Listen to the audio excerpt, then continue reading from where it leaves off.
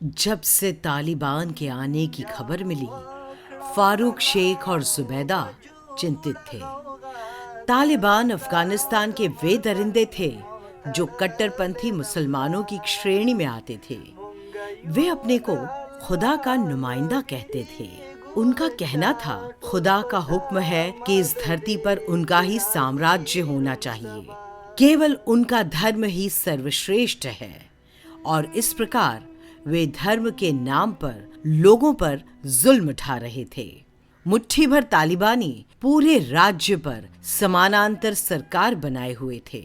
लोगों पर जुल्म करते, उनके बच्चों को बंधक बनाकर अपने ग्रुप में काम करने को मजबूर करते और लड़कियों को पकड़कर अपने हरम की शोभा बढ़ाते। उन पर जुल्म ढाते, बांध कर रखते और भागने पर गोली मार देते। गांव के लोग उनके नाम से थरथर कांपते, पर करते तो क्या करते? उनकी सरकार में इतनी ताकत नहीं थी कि वे उनकी रक्षा कर सके। जब कभी उन्हें तालिबानियों के आने की खबर मिलती, गांव के लोग इधर उधर छिप जाते। कोई पहाड़ों की खो में, कोई गुफाओं में, तो कोई तालाब के पानी में सांस रोककर बैठ जाता। जो बच जाते वो खुदा से दुआ मांगते, जो पकड़े जाते वो अपने दुर्भाग्य पर रोते। ऐसे ही एक दिन जब सूरज ढल रहा था, तालिबानियों की एक टुकड़ी उनके गांव में आ घुसी। घुसते ही हवा में बंदूकों की आवाज गूंजी। लोग इधर उधर भाग भाग कर छुपने लगे।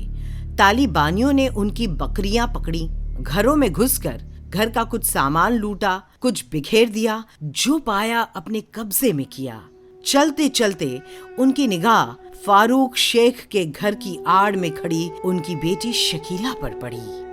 उन्होंने उसे पकड़ लिया। वो चीखी तो उसके मुंह में कपड़ा ठूंस दिया। फारूक शेख अपनी बीबी जुबैदा और छोटी बेटी जमीला के साथ बकरियों के ढाबे में छुपे थे। पता नहीं शकीला कैसे बाहर रह गई थी। वो दरिंदों के हाथ लग गई।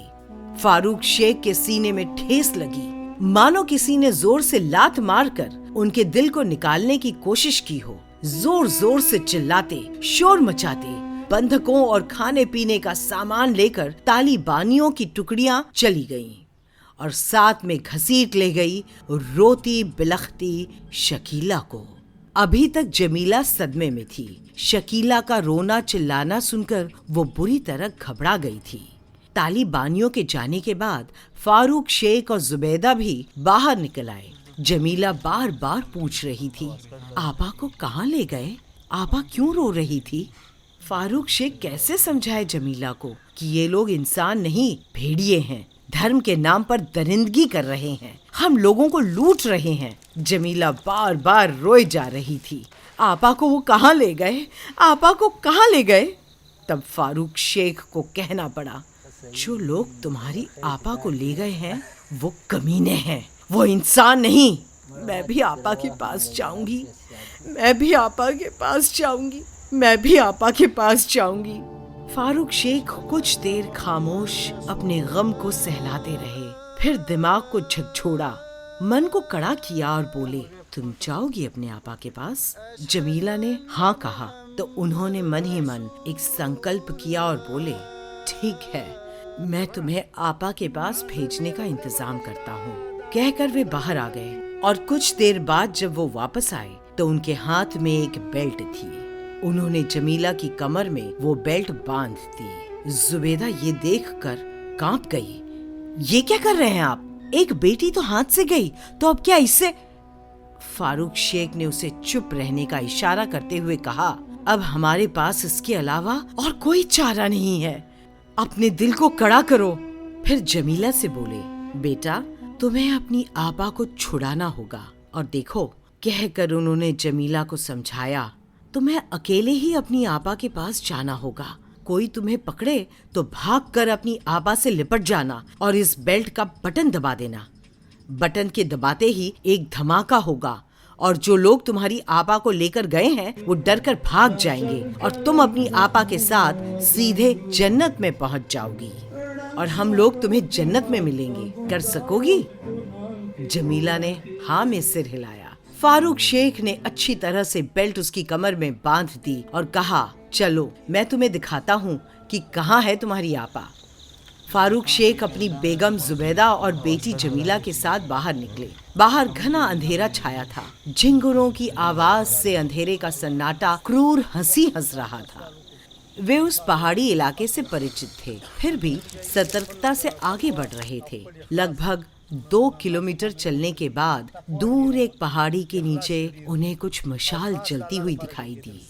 वे उसी ओर बढ़ चले। पहाड़ी के नीचे 15 से 20 तालिबानी हो हल्ला मचाकर नाच रहे थे। कुछ अजीबोगरीब भाषा बोल रहे थे।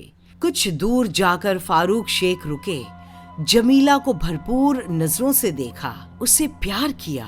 जुबैदा अपनी रुलाई न रोक सकी तो मुंह में कपड़ा ठूंस लिया।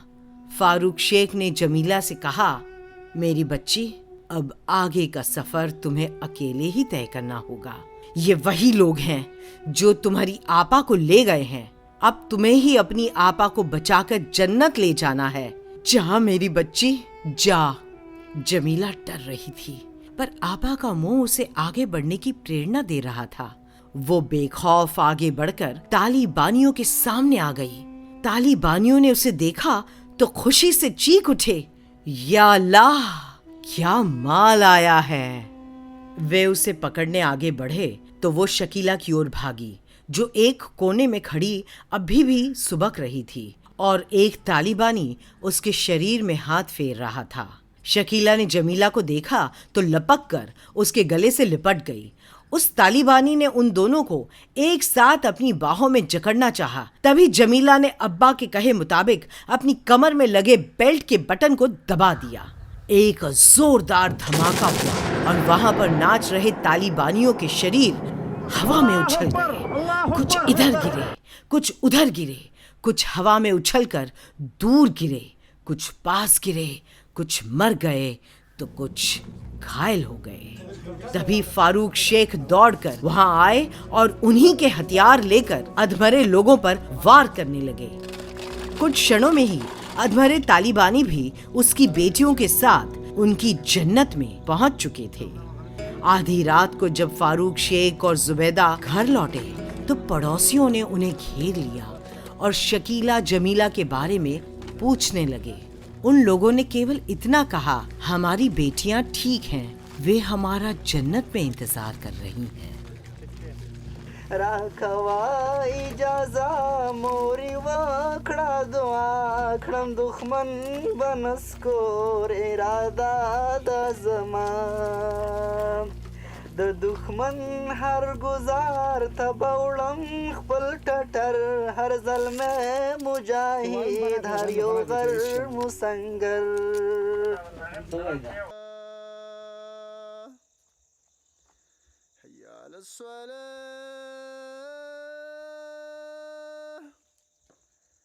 يا للصلاة